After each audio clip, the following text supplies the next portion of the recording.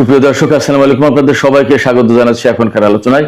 আপনাদের সঙ্গে আছি আমি সিরাজুল ইসলাম। দর্শক, মার্কিন সেনাদের জন্য কালো রাত্রি ঘোষণা করেছিল গতকাল আইআরজিসি।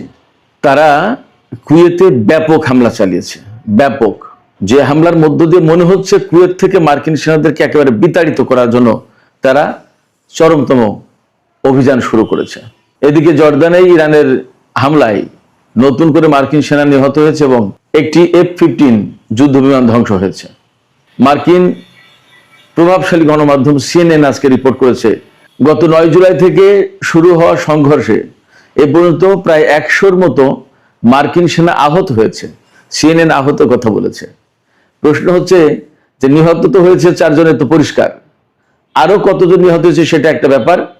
এই প্রেক্ষাপটে মানে মার্কিন সেনা হতাহতের ঘটনা কত বড় হলে মার্কিন প্রেসিডেন্ট ডোনাল্ড ট্রাম্প তার ট্রুথ সোশ্যালে পোস্ট দিয়ে নির্দেশনা দিয়েছেন মার্কিন যুদ্ধমন্ত্রী, মার্কিন সামরিক বাহিনীর প্রধান এবং সংশ্লিষ্ট সেনা কর্মকর্তাদেরকে যে ইরানের বিরুদ্ধে চরমতম প্রতিশোধ নিতে হবে। তিনি বলেছেন যে ইরানের কাছ থেকে চরম মূল্য আদায় করতে। পরিস্থিতি কোন পর্যায়ে গেলে ডোনাল্ড ট্রাম্প এই নির্দেশনা দেন? এদিকে মার্কিন প্রেসিডেন্টের এই চরম হুঁশিয়ারির পরেও ইরান বলছে তাদের লক্ষ্য অর্জন না হওয়া পর্যন্ত যুদ্ধ থামাবে না এবং আরো বেশি ক্ষেপণাস্ত্র ও ড্রোন হামলার শিকার হওয়ার জন্য মার্কিন সামরিক বাহিনীকে আহ্বান জানিয়েছে ইরান। অর্থাৎ তারা বলেছে যে আরো ড্রোন এবং বড় ভারী ক্ষেপণাস্ত্র হামলা হবে, তার জন্য প্রস্তুত থাকো। এদিকে হরমুজ প্রণালীতে গত রাতেও অন্তত 2টি জাহাজে হামলার ঘটনা ঘটেছে এবং একটি জাহাজে তো প্রচন্ডভাবে আগুন ধরে গিয়েছিল। ইরানি সামরিক বাহিনীর মুখপাত্র ব্রিগেডিয়ার জেনারেল আকরাম আনিয়া তিনি বলেছেন, এটা কোনো আবেগ নয়, বাস্তবতা এবং অভিজ্ঞতার ভিত্তিতে আমরা মনে করি যে যুদ্ধ চূড়ান্ত লক্ষ্য অর্জিত না হওয়া পর্যন্ত কোনো আলোচনা নেই, কোনো অবসান নেই। এপাশে ইরান এবং আমেরিকার মধ্যে নতুন করে কূটনৈতিক আলোচনা শুরুর জন্য যে সমস্ত দেশ মধ্যস্থতা করেছিল, কাতার, পাকিস্তান, তুরস্ক, তারা সম্মিলিতভাবে প্রস্তাব দিয়েছে এবং ইরান বলছে তারা এই সমস্ত নিয়ে এখন আসলে ভাবছে না। ইরানি সংসদের স্পিকার বাকের কলিবফ তিনি বলেছেন, একদিকে তারা আমাদেরকে হুমকি দিচ্ছে, আমাদের উপরে যুদ্ধ চাপিয়ে দিচ্ছে, বিমান এবং ক্ষেপণাস্ত্র জড়ো করছে নতুন করে, আর একদিকে আমাদেরকে যুদ্ধবিরতির কথা বলছে। এই চালাক চাতুরি আমরা বুঝি, এ দিয়ে আমাদেরকে বোকা বানানো আর যাবে না। এদিকে হরমুজ প্রণালী, ইরানের সাথে আমেরিকার চরম উত্তেজনা, ব্যাপক সামরিক সংঘর্ষের পরেও আন্তর্জাতিক বাজারে তেলের দাম প্রায় $1 কমেছে ব্যারেল প্রতি। তার কারণ কি জানেন? তার কারণ হচ্ছে মধ্যস্থতাকারীরা ইরান এবং আমেরিকাকে প্রস্তাব দিয়েছে অন্তত 10 দিনের জন্য যুদ্ধবিরতি করতে, যাতে আবার কূটনৈতিক প্রক্রিয়ায় ফিরে আসা যায়। এই কথাতেই কিন্তু ইরানের পক্ষ থেকে ইতিবাচক সাড়া নেই। এই প্রেক্ষাপটে অবশ্যই এই প্রশ্ন আসছে, আসলে তেলের দাম সাময়িকভাবে কমলেও আরো অনেক বেশি বেড়ে যায় কিনা। কারণ ইয়েমেন সৌদি আরবের উপর বাব আল মানদেব প্রণালীতে নৌ অবরোধ আরোপ করেছে। এই ব্যাপারে সৌদি আরব এবং তার মিত্ররা কি বলছে ইত্যাদি নানান বিষয়ে আজকে ভিডিওতে আমি বিস্তারিত কথা বলার চেষ্টা করব। আশা করি আপনারা শেষ পর্যন্ত সঙ্গে থাকবেন এবং ভিডিওটি আপনাদের ভালো লাগবে।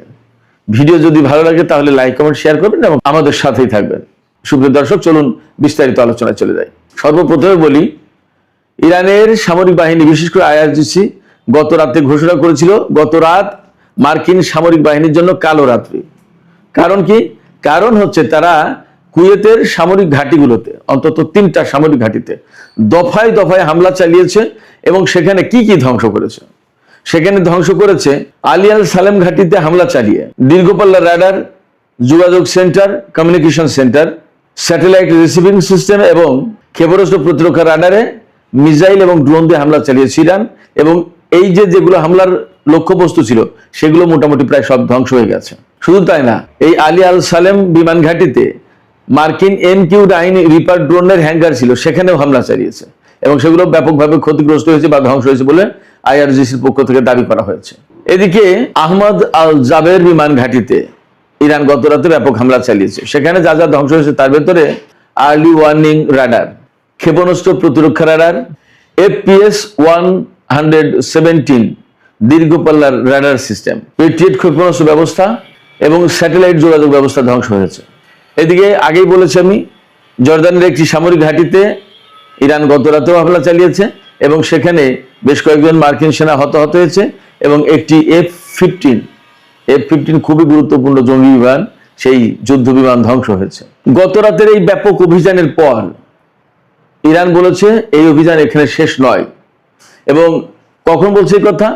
যখন কাতার, পাকিস্তান, তুরস্ক এদের পক্ষ থেকে প্রস্তাব দেওয়া হচ্ছে বা দেওয়া হয়েছে যে অন্তত 10 দিনের জন্য এই যুদ্ধ বিরতি করা হোক, তখন ইরান বলছে যে যুদ্ধ শেষ করার তো কোনো কারণই নেই, বরং আরো বড় এবং বিস্তৃত পরিসরে আমেরিকার বিরুদ্ধে অভিযান চালানো হবে।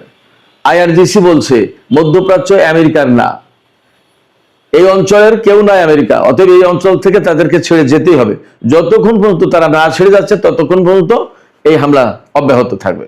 গত রাতে ইরানের এই হামলার আগে অবধারিতভাবে মার্কিন বাহিনী হামলা শুরু করে ইরানের বিরুদ্ধে এবং ইরানের দক্ষিণ অঞ্চলে বিভিন্ন টার্গেটে হামলা করেছে তারা। এর ভিতরে হরমুজ প্রণালীর এলাকায় অন্তত 2টি জাহাজে, তেলবাহী জাহাজে হামলা হয়েছে। একটি জাহাজে কিভাবে বিস্ফোরণ ঘটেছে শিওর না, এটা হতে পারে মাইন বিস্ফোরণে অথবা ইরানের হামলা, কিন্তু এটা পরিষ্কার এখনো কোনো বক্তব্য আসেনি। এই হামলার প্রেক্ষাপটে জাহাজটিতে ব্যাপকভাবে আগুন ধরে যায় এবং তাৎক্ষণিকভাবে জাহাজের যত ক্রু নাবিক যারা ছিল তারা লাইফ বোট নিয়ে তারা সমুদ্রে নেমে পড়ে, তাদেরকে উদ্ধারের প্রচেষ্টা চালানো হচ্ছে। আমি খবর যখন করেছি তখন, অর্থাৎ বেশ খানিক আগের কথা, হয়তো এতক্ষণে উদ্ধার হয়ে গেছে। এই যে মার্কিন হামলা পাল্টা হামলার ঘটনা ঘটছে, এর প্রেক্ষাপটে বিশেষ করে জর্দানে যে বহু সংখ্যক সেনা হতাহত হয়েছে, আর আসলে মার্কিন বাহিনী বিমান, ক্ষেপণাস্ত্র প্রতিরক্ষা ব্যবস্থা, তারপরে ড্রোন এবং হেলিকপ্টার বহু সংখ্যক ধ্বংস হয়েছে। একথা তারা যতই লুকিয়ে রাখার চেষ্টা করছে আসলে পারছে না। নিউ ইয়র্ক টাইমস, তারপরে CNN বিভিন্ন জায়গায় টুকটাক কম বেশি ফাঁস করে দিচ্ছে। এই অবস্থায় ভেতরে ভেতরে খবর তো মার্কিন প্রেসিডেন্ট ডোনাল্ড ট্রাম্প জানেই। ডোনাল্ড ট্রাম্প ঘোষণা করেছে যে ইরানকে এর জন্য চড়া মূল্য দিতে হবে। ট্রাম্প বলছে যে যতটা মার্কিন সেনা নিহত হয়েছে তার প্রতিটি সেনার বিপরীতে ইরানিদেরকে অনেক বেশি মূল্য দিতে হবে। তার মানে ধরুন একটা মার্কিন সেনা নিহত হলে তারা হয়তো 10 জন ইরানি সেনা হত্যা করার চেষ্টা করবে। ইঙ্গিত কিন্তু এইরকম। ডোনাল্ড ট্রাম্প ট্রুথ সোশ্যালে একটা পোস্ট দিয়েছেন। সেই পোস্টে তিনি মার্কিন যুদ্ধমন্ত্রী পিট হেগসেট, তারপরে জয়েন্ট চিফস অফ স্টাফের চেয়ারম্যান জেনারেল ড্যান কেইন এবং বিভিন্ন সেকশনের বড় বড় সামরিক কর্মকর্তা যারা, তাদেরকে এই নির্দেশনা বাস্তবায়নের কথা বলেছেন ডোনাল্ড ট্রাম্প। ট্রুথ সোশ্যালের যে পোস্ট দিয়েছে সেই পোস্টের মাধ্যমে কিন্তু এই নির্দেশনা দেওয়া হয়েছে। এর মানে হচ্ছে আমেরিকা ইরানের বিরুদ্ধে এই সেনা হত্যার ব্যাপক প্রতিশোধ দেওয়ার চেষ্টা করছে। এর আগে আমেরিকার হামলায় ইরানের 7 জন সেনা মারা গেছে, কিন্তু সেই সময় ইরানও বলেছিল আমরা পাল্টা হামলা চালাবো এবং এর মূল্য পরিশোধ করতে হবে আমেরিকাকে। তো এই যে হুমকি, পাল্টা হুমকি, এতে যুদ্ধ বন্ধের কোনো প্রেক্ষাপট, কোনো কারণ আলামত তো আমরা দেখছি না। অথচ পাশে মার্কিন পররাষ্ট্রমন্ত্রী মার্কো রুবিও বলছে যে আমাদের কূটনৈতিক দরজা খোলা, এবং এই যে মধ্যস্থতাকারীরা তারা যে প্রস্তাব দিয়েছে যুদ্ধ বন্ধে, সেই যুদ্ধ বন্ধের প্রস্তাব কিন্তু মূলত আমি মনে করি আবার নতুন করে আমেরিকার পক্ষ থেকে যুদ্ধবিরতির একটা চেষ্টা চালানো হচ্ছে। এর আগেও আমরা বারবার দেখেছি যে চুক্তি চুক্তি চুক্তি চুক্তি এইগুলো করতেই থাকে এবং এক পর্যায়ে ইরানও রাজি হয়ে যায় এবং বসে। এবার মনে হচ্ছে না যে ইরান এই রকমের চুক্তিতে বা এরকমের আলোচনায় যাবে যুদ্ধ বাদ দিয়ে। ইরান বলছে, পরিষ্কার করে বলেছে যে আমরা আবার যুদ্ধবিরতি দিলে তারা আবার এই যুদ্ধবিরতি সুযোগে নিজেদেরকে গুছিয়ে নিয়ে আবার আমাদের উপর হামলা চালাবে। এই অভিজ্ঞতা আমাদের বারবার হয়েছে। সেক্ষেত্রে আমরা এবার আর এই সমস্ত ভিতরে নেই। আমরা যে অবস্থা আছি এর একটা চূড়ান্ত পরিণতির দিকে যাব এবং আমরা দেখতেও পাচ্ছি আমেরিকা কিন্তু বিপুল সংখ্যক বিমান আনছে, F-16 এবং F-35 বিমান আনছে জার্মানি এবং ব্রিটেন থেকে। এবং ব্রিটিশ প্রধানমন্ত্রী যে বার্নহ্যাম নতুন প্রধানমন্ত্রী হলেন, তার ক্ষমতা নেওয়ার সাথে সাথেই ডোনাল্ড ট্রাম্প তাকে ফোন করেছেন এবং তাকে চাপাচাপি করছেন যে ব্রিটিশ দুটো ঘাঁটি আমেরিকাকে ব্যবহার করতে দিতে হবে।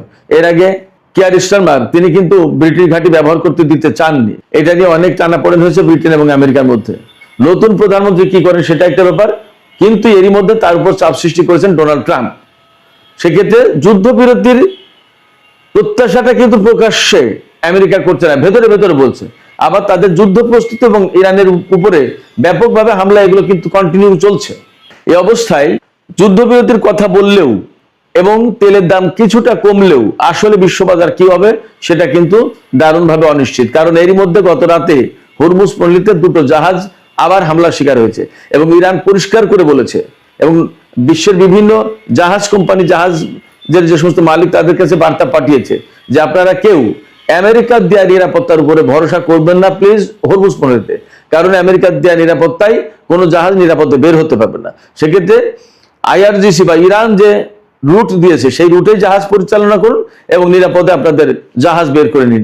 আমেরিকার দেয়া পথে গেলেই বিপদ, নিরাপত্তা থাকবে না, সেক্ষেত্রে সিদ্ধান্ত আপনাদের। তার মানে দাঁড়াচ্ছে যে হরমুজ পল্লীতে ইরানের কন্ট্রোল মানতে হবে, এর বিকল্প নেই। যদি না মানে অমনি হামলা পাল্টা হামলার ঘটনা। তার মানে দাঁড়াচ্ছে হরমুজ এখনো কিন্তু অনিশ্চিত। এপাশে ইয়েমেনের হুতিরা বাব আল মানদেব প্রণোদিত সৌদি আরবের উপরে ব্লকেড আরোপ করেছে। এই ব্লকেড আরোপ করেছে, এরপরে সৌদি জোট নিন্দা জানিয়েছে এবং বলছে এটা আন্তর্জাতিক আইনের লঙ্ঘন। তো প্রশ্ন হচ্ছে, এটা যদি আন্তর্জাতিক আইনের লঙ্ঘন হয় তাহলে 12 বছর ধরে ইয়েমেনের উপরে যে আকাশপথে, নৌপথে, স্থলপথে সব অবরোধ দিয়ে রেখেছে সেটা আইনের লঙ্ঘন কিনা, সেটা মানবতা লঙ্ঘন হয় কিনা সে প্রশ্ন থেকে যাচ্ছে। পাশাপাশি ইয়েমেনের হুতিরা যে অবরোধ আরোপ করেছে এটা তো একদম হালকা কোনো ব্যাপার না। তারা তো ঘোষণা দিয়েছে এবং শক্ত অবস্থান নিয়েছে।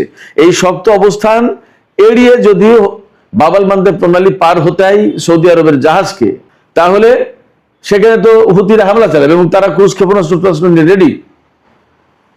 তাহলে সৌদি আরবের জাহাজের নিরাপত্তা থাকবে কোথায়, দেবে কোথায়, সৌদি তেল বের হবে কি করে?